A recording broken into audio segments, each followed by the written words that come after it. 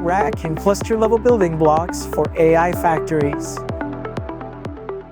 Supermicro had introduced our data center building block solution, or DCBBS for short. Essentially, this is a vehicle that is simplifying a very complex building of AI infrastructure and making it so that you not only simplify solving the hardest issues, but bringing you online faster than you possibly could have before. Now, we're looking at this not just from the data center level, but we have to look at it methodically all the way from the chip. This is why we're combining our forces with NVIDIA to build out the AI factory, starting from the chip down.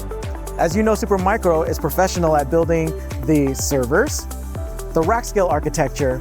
Now, why do we look at the whole spectrum? Is because we need to solve for the biggest three challenges: powering, computational power, and cooling. And if we're talking about liquid cooling, yes, liquid cooling absolutely is the most optimized way for you to power your AI factory. However, you could actually have air cooling facilities, which I'm sure we all do or are familiar with. And so Supermicro's DCBBS allows for you to have scalability in your liquid cooling or air cooling environments. So for us, it's all about getting you online with the environment that you have available today.